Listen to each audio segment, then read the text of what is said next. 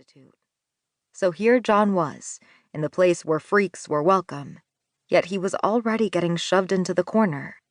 Well, that was fine with him. He'd be content to go unnoticed. Harold, however, had other plans. He was a gregarious youth, and he was wasting little time in introducing himself and his friend John to the others in the corner. Mainly the girls, John noticed. One was a dainty, round-faced girl with rich brown skin and glossy black hair. She introduced herself diffidently as Mina Banerjee. "So, what are you in for?" Harold asked. "Oh, I'm glad to be here," Mina answered, seeming surprised at his attitude. "The professor saved me. They thought I was schizophrenic. I was in hospital. They had me on drugs that weren't working. They didn't have a clue what to do with me.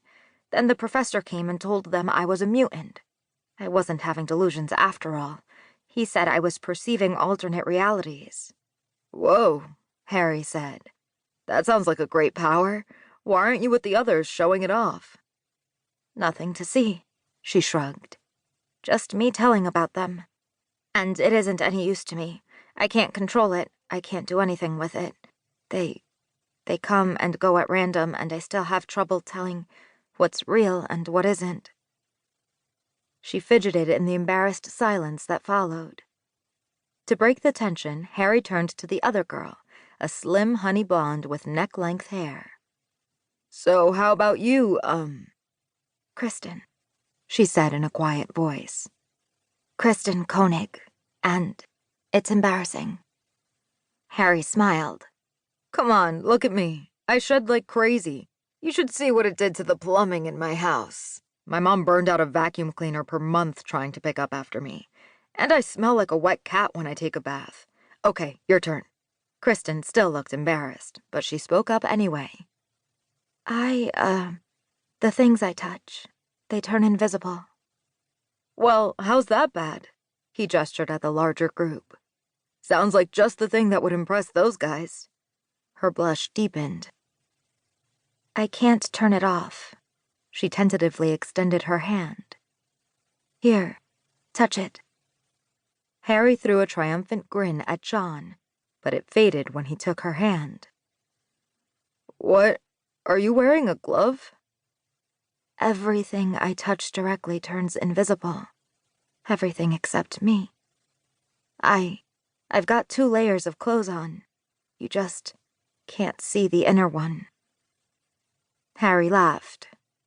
Whoa, so what would happen if, like, your chin touched your outer clothes by accident? Would they? She glared at him. "I knew I shouldn't have told you." "Hey, I was just curious." Kristen turned away, crossing her arms in pique. Mina still tried to engage her, though. "What about makeup or jewelry?" Chris shook her head but kept it lowered. "It just disappears. I can't pretty myself up or anything." "Oh, you look fine." "Yeah, right. It's hard even to groom myself when I can't see my hairbrush and toothbrush and stuff." "Hey," Harry said. "That makes me wonder, how do those vampire characters on TV manage to keep so perfectly coiffed?" But the girls ignored him, continuing to commiserate. So Harry turned instead to the remaining member of their group, a boy who sat in a wheelchair and was covered in heavy dark brown armor scales. He introduced himself as Todd Watkins. "Sure, I'm bulletproof," he explained, leading John to wonder how he knew that for a fact. "But what good is it when I can't stand up under the weight of this dang stuff? The thing has it easy. At least he's got the super strength he needs to lug that rock hide of his around." "So, what about you?" Mina asked John. "You have anything to tell us about besides, well, the obvious?" He shook his head. "No powers. I'm just me." "Hey, don't be modest," Harry said, putting an arm around his shoulders. "John forgot to mention he's immune to mind reading." John shrugged. "Nothing impressive about that." "Sure there is," Mina said.